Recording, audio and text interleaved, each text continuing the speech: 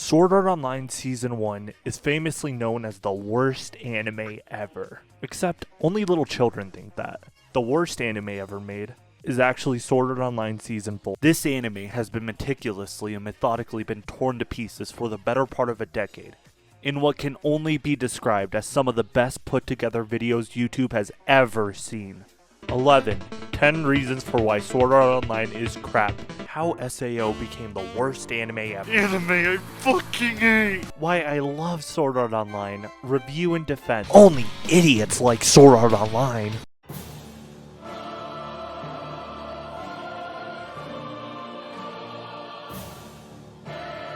Why Sword Art Online sucks.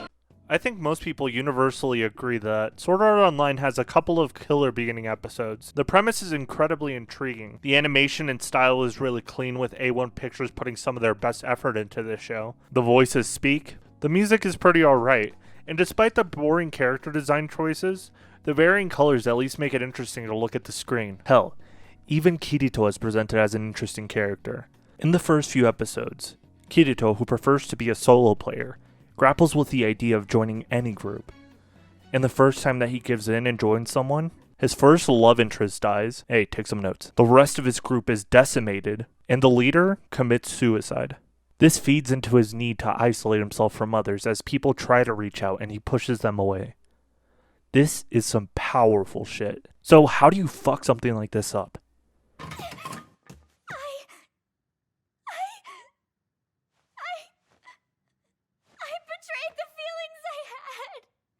Betrayed the love I felt for you.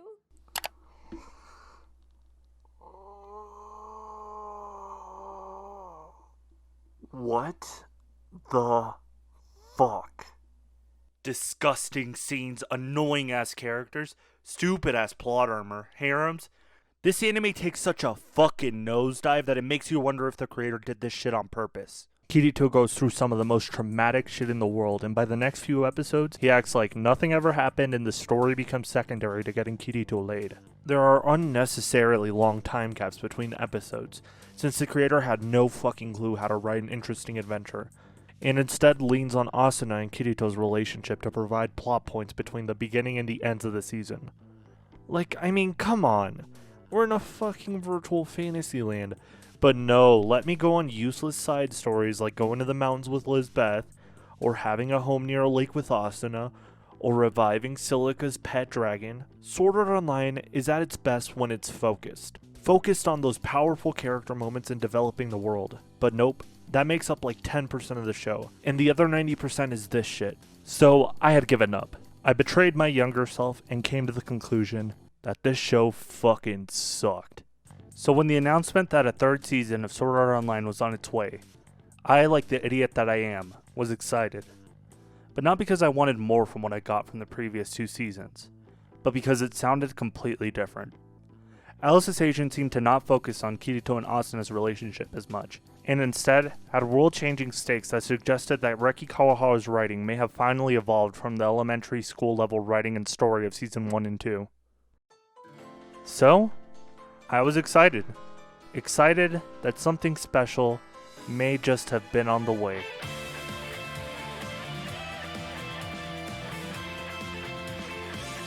It fucking sucked. Partly. Now, I'm one of 12 people that watched Sword Art Online Season 3, and one of 3 that watched it twice, so I can safely say that it did a lot of things right. Up to this point, each season of Sword Art Online suffered from the fact that it is indeed Sword Art Online. It's built on a shaky foundation of shitty writing and awful characters. And while this foundation is able to let certain arcs thrive, it more than certainly ends up collapsing in on itself most of the time. The only way to have made Isle Cessation a competent standalone season was to get rid of the previous shitty characters, build up a new world, and have a focused and interesting storyline. Essentially a full reset to the entirety of Sword Art Online. And that is kind of what happened. Season 3 starts off by killing Kirito, so that's already in the top 10 of all time. But, Kirito is not actually dead. He gets hooked up to an experimental VR system that can actually rebuild his brain.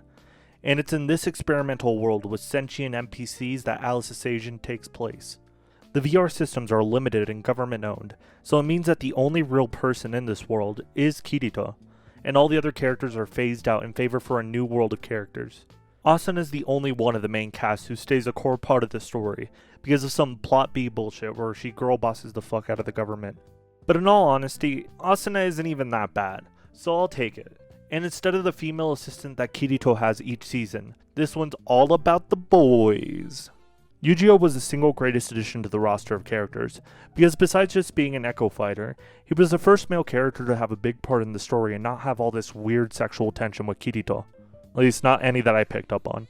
Their paths become intertwined when they realize that their goals are the same: to get to the top of the central cathedral in order to save Alice and get access to a computer that will allow Kirito to talk to the outside world. Now, while Kirito and Yu-Gi-Oh are having their epic fantasy adventure, the government people that are in charge of taking care of Kirito's body along with Asuna are under attack by a special team of mercenaries that were sent by the United States to steal the same NPC that Kirito and Yu-Gi-Oh are trying to save, Alice. Because apparently she became like truly sentient instead of fake sentient like the rest of the NPCs. I don't know. Fucking whatever. Dave, take over. Are you sure? Yeah, whatever. Just please. I need to go drink some water.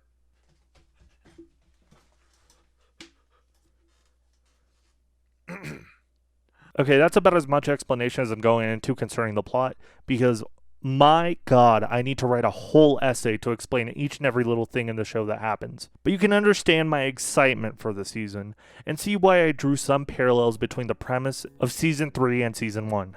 The stakes feel high with Kirito fighting for his life and the lives of everyone in the new world he's now a part of. The characters feel far less one-note than the literal soulless paper bags that made up the original cast, and the animation got even fucking better than the last season. And the music?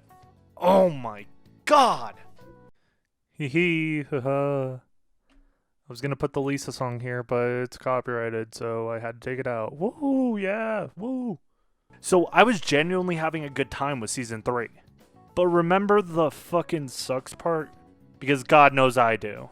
Alicization had everything going for it, and instead of carefully building up its story and characters to the inevitable war that would occur in Season 4, it decided to fucking flounder everything.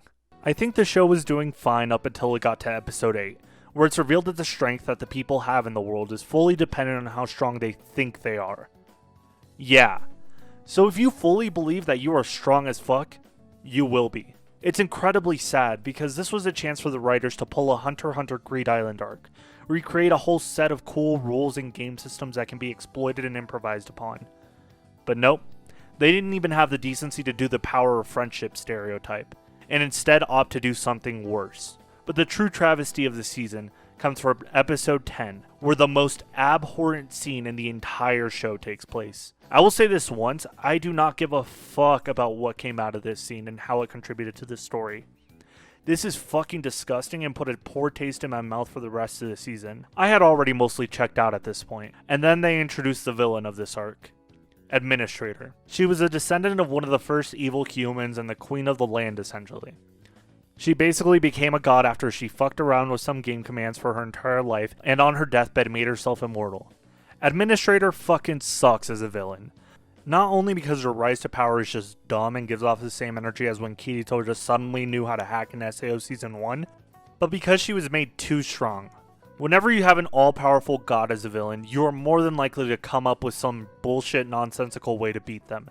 And that is exactly what happened at the end of the season. After that, the season just peters out with Kirito and Yu-Gi-Oh kicking everyone's asses in the kingdom because they believe in the power of their strength. Alice falls in love with Kirito after being with him for one night because no woman can resist no matter how hard she may try. And Yu-Gi-Oh sacrifices himself to beat Administrator.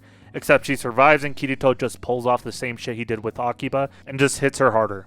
Nothing in this season is as interesting as the beginning parts, and not even Kirito dying a second time made me feel better. And to be fully honest, I was going to make this video far longer, going into all the intricate details about why Season 4 failed to execute on the events of Season 3, but upon a bit of reflection, there's nothing to say. Season 4 brings back the Kirito fan club. The events don't lead smoothly into each other, but rather feel like, and then this happened, and then this happened, and then this happened. All the harem shit that was gone from Season 3 comes back in full force, more rapey scenes, Kirito is miraculously brought back from his vegetable state, the villain is evil because he likes evil things, and everyone lives happily ever after in the end. At the end of the day, as I said earlier, Sword Art Online will always suffer from the fact that it is Sword Art Online. And as long as Reki Kawahara continues to have the writing ability of a methed up gerbil with a mechanical pencil, I don't think that any amount of new seasons will ever change that fact. Thanks for watching this video of an anime that has clearly bamboozled me time and time again. If you liked it, just subscribe. Maybe. Just a little bit.